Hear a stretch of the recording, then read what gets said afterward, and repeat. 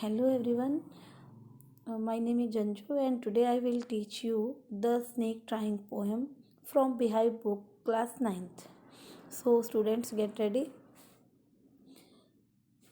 Most of us think of snakes as fearsome symbol of death. क्या कहा जाता है कि मोस्ट ऑफ अस थिंक, सब में से सभी लोग या ज़्यादातर लोग ये सोचते हैं कि जो स्नेक होते हैं ना वो सिंबल ऑफ डेथ होते हैं। ठीक है, यानी कि उनको डेथ का सिंबल माना जाता है। सांप का बहुत ज़्यादा भय हमारे अंदर है कि सांप काट लेते हैं और सांप के डसने से, जो काटने से है ना, डेथ हो जाती है। But the snake in this poem is it self a victim.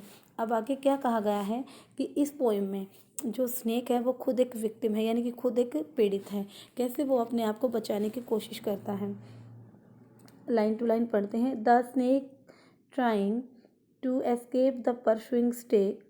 क्या करता है कि the snake trying to escape the pursuing stick, यानी कि यहाँ पर बताया गया है कि जो सांप है वो कोशिश कर रहा है। टू एस्केप का मतलब था बचकर भागने की। द परसुइंग स्टिक, जो आदमी उसके पीछे स्टिक लेके लगा हुआ है, यानी कि जो स्टिक उसका पीछा कर रही है, उससे बचकर भागने की स्नेक कोशिश करता है। With stern curving thing, long body, how beautiful and graceful are his shapes.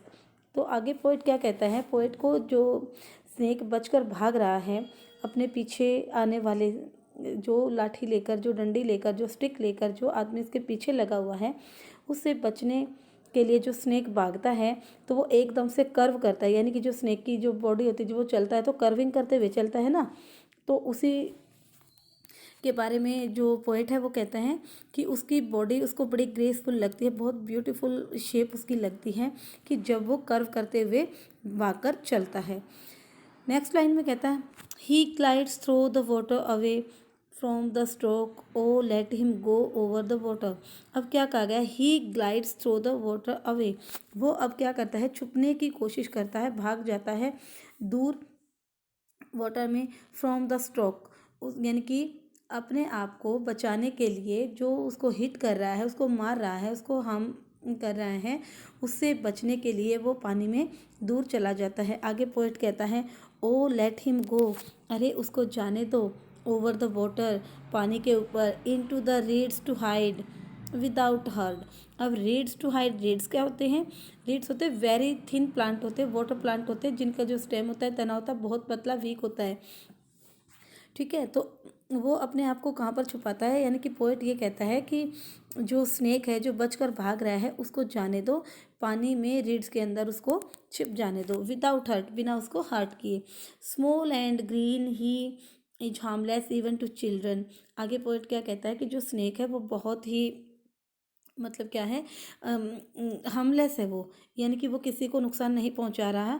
Even to children, यानी तक कि बच्चों को भी कुछ नहीं कह रहा है।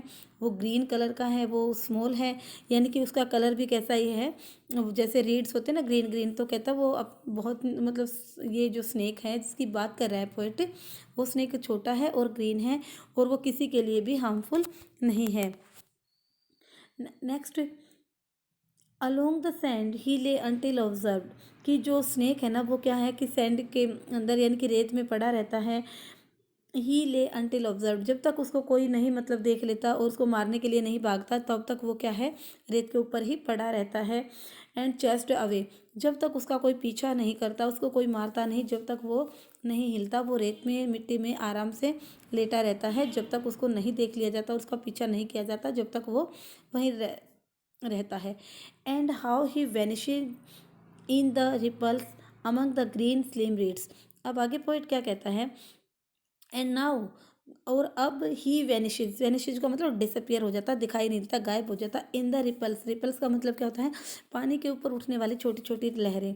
Among the green slim reads, कहता है कि जो पानी पर छोटी छोटी ग्रीन, जो मतलब लहरें जो आती हैं, उससे छोटी छोटी वेव्स के साथ वो तैरता हुआ उन रीड्स में छिप जाता है, जो कि ग्रीन कलर के हैं। और रीड्स का जैसे मैंने आपको बताया पहले ही मीनिंग क्या है, रीड्स मतलब वाटर प्लांट होते हैं, जो मर्सी प्लांट होते हैं, जिनका स्टेम बहुत पतला होता है, पतले पतले से प्लांट होते हैं, पानी के पौधे हम कह सकते हैं, तो उनके बीच में जाकर वो डिसअपेयर हो जाता है। तो स्टूडेंट, ये थी आज की पोएम, होप आपको समझ आई होगी। थैंक यू बेटा, हैव ए नाइस डे।